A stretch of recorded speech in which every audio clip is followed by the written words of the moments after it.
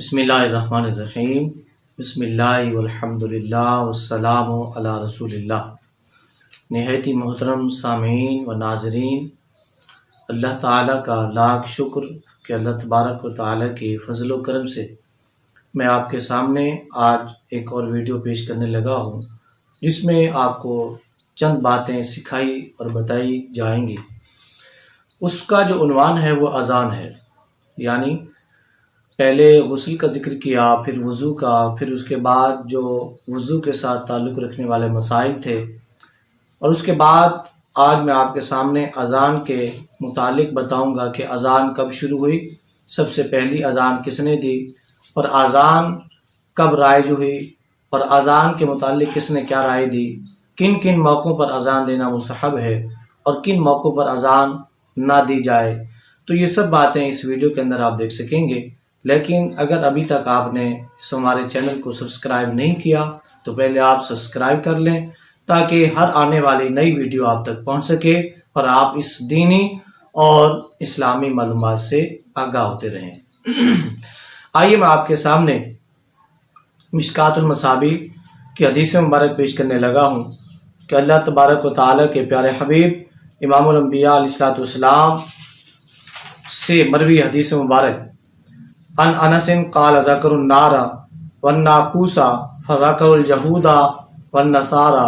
فامر بلال ان یشفع الاذان وان یوتر الاقامۃ قال اسماعیل فذکرته لایوب فقال الا الاقامۃ متفق علیہ۔ یعنی یہ حدیث امام بخاری نے اپنے صحیح بخاری کے اندر اور امام مسلم نے اپنی صحیح مسلم کے اندر اس حدیث پاک کو نقل کیا ہے، جس کا ترجمہ یہ ہے کہ یہ حدیث مبارک حضرت سیدنا انس رضی اللہ تعالی عنہ سے روایت ہے۔ فرماتے ہیں کہ صحابہ کرام علیہم رضوان نے آگ اور ناقوس کا ذکر کیا، یعنی جب حضور نے پوچھا نا کہ جب اذان کے متعلق بات چلی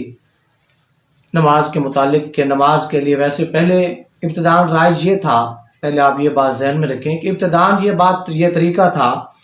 کہ ایک وقت مقرر تھا کہ جس وقت میں سب اکٹھے ہو جاتے تھے اور نماز پڑھ لیتے تھے،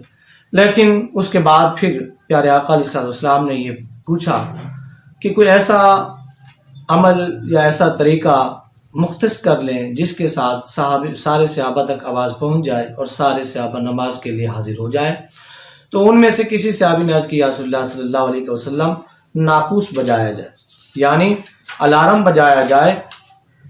جو صحابہ کرام کے کانوں تک جس کی آواز جائے، جو سوئے ہوئے ہوں، دور ہوں، گھروں میں ہوں، جہاں کہیں ہوں، اس آواز کو سن کر وہ مسجد میں آ جائے۔ اور دوسرا پھر انہوں نے ذکر کیا کہ آگ کو جلایا جائے۔ آگ جب جلائیں گے جو دور ہوگا یا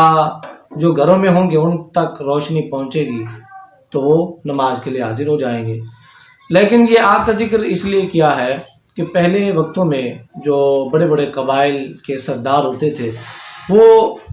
مسافروں کی آسانی کے لیے اپنے گھر کے پاس آگ جلاتے تھے، تاکہ وہ مسافر جو سفر کے لیے جا رہا ہے اگر اپنا راستہ بھول جائے تو اس آگ کی طرف آ جائے اور وہ راستہ پوچھ کر اپنی منزل کی طرف پہنچ جائے۔ تو گویا اس آگ کو جلانے کا مقصد یہ تھا کہ جو ہماری منزل عظیم ہے یعنی نماز کی طرف آنے کی، تو وہ آگ سے ہمیں پتہ چل جائے گی، روشنی ہوگی، روشنی کو دیکھ کر ہم مسجد کی طرف آ جائیں گے۔ تو یہ باتیں جب ذکر ہوئیں تو پھر اس بات پر اس مجلس کو اختتام کیا گیا، کہا گیا کہ کیوں نہ کچھ وقت کے لیے ہم اس مجلس کو برخاست کرتے ہیں، تو پھر جو بات جس بات پر اتفاق ہوگا اس کام پر عمل کریں گے، اس بات پر عمل کیا جائے گا۔ تو آخر کار یہ مجلس اختتام کو پہنچی، تو جب کہا گیا کہ آگ جلائیں تو پھر کہا کہ آگ جلانا یا پھر ناقوس بجانا یہ تو یہودیوں اور نصارہ کا طریقہ ہے۔ تو پھر اس کے بعد فَأُمِرَ بِلَالٌ، حضرت بلال رضی اللہ تعالیٰ عنہ کو حکم دیا گیا کہ وہ اذان کہیں، یعنی اذان کے کلمات۔ لیکن یہاں پر ایک حدیث مبارک آپ ذہن میں رکھیں کہ اسی دوران جب یہ محفل برخاست ہوئی تو سب صحابہ گھروں میں گئے، رات کو جب سوئے تو کیا دیکھتے ہیں خواب کے اندر دیکھتے ہیں تو پھر اس دوران صحابہ نے خواب میں دیکھا، جن میں سے حضرت امیر المؤمنین خلیفہ ثانی حضرت عمر فاروق رضی اللہ تعالیٰ عنہ بھی شامل ہیں، اور ان کے علاوہ اور صحابہ کرام بھی تھے جنہوں نے خواب میں دیکھا کہ انہیں غیب سے آواز آئی کلمات کے سکھانے کی، تو انہوں نے وہ کلمات یاد کر لیے۔ جب صبح ہوئی تو حضور کی بارگاہ میں حاضر ہوئے، عرض کی یا رسول اللہ صلی اللہ علیہ وسلم۔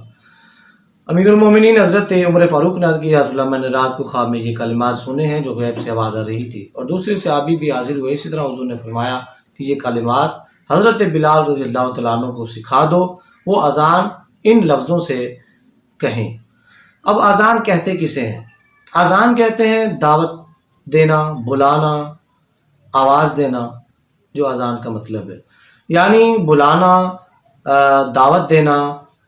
یہ جو تھا یہ ان کلمات کے ساتھ جو آج رائج ہے، جن کلمات کے ساتھ آج اذان دی جاتی ہے 5 وقت کی نماز کے لیے، تو یہ کلمات سکھائے گئے۔ پھر حضرت بلال رضی اللہ تعالیٰ عنہ نے یہ کلمات سیکھے اور سیکھ کر پھر ان لفظوں میں اذان دینا شروع کر دی۔ اب میں آپ کے سامنے ان موقعوں کا ذکر کروں گا کہ جن موقعوں پر اذان دینا مستحب ہے۔ مشکات المصابیح کی شرح ہے میرات المناجی، مفتی احمد یار خان نعیمی رحمۃ اللہ تعالیٰ علیہ، جلد پہلے کے اندر اور صفحہ 399 پر یہ ذکر کرتے ہیں، فرماتے ہیں کہ 9 جگہ پر اذان دینا مستحب ہے۔ 9 جگہ پر اذان دینا مستحب عمل ہے۔ پہلا کہتے ہیں کہ جب بچہ پیدا ہو تو بچے کے کان میں اذان دینا یہ مستحب عمل ہے۔ اور دوسرا، اگر آگ لگ جائے تو آگ کو بجھاتے ہوئے یا آگ کو ختم کرنے کے لیے ایک طرف تو آپ اپنا عمل جاری رکھیں پانی ڈالنے کا، اور دوسرا آپ پھر اذان دیں، تو پھر اذان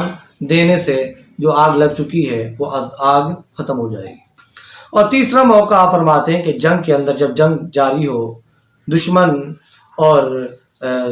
مسلمان کا حملہ آپس میں ہو رہا ہو اور آپس میں ایک دوسرے کا مقابلہ جاری ہو، تو اس موقع پر بھی اذان دی جائے، تو اس اذان کی برکت سے اللہ تعالیٰ فتح عطا کرے گا۔ اور چوتھا موقع یہ ہے کہ جنات کے غلبے کے وقت، جب جن غلبہ پا جائیں، جب جن حملہ کر لیں، یا جب جنات کا سایہ ہو جائے، جنات گھیر لیں، تو اس موقع پر بھی آپ اللہ تعالیٰ کا نام لیں، اذان کہیں، تو اذان کی برکت سے وہ جنات کا غلبہ ختم ہو جائے گا۔ اور 5ویں بات جو آپ نے ذکر کی ہے، فرماتے ہیں کہ غم زدہ اور غصے والے کے کان میں، جس کو غصہ آتا ہو یا جو ہر وقت غمگین رہتا ہو، پریشان رہتا ہو، تو اس کے کانوں میں اذان کہی جائے، تو اس اذان کی برکت سے اللہ تعالیٰ اس کے غصے کو اور اس کی پریشانی کو دور فرما دے گا۔ اور اس کے بعد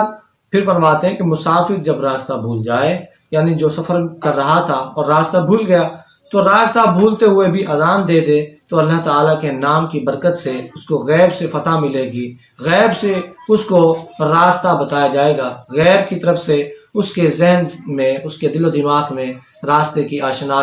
شناسائی ہو جائے گی۔ اور اس کے بعد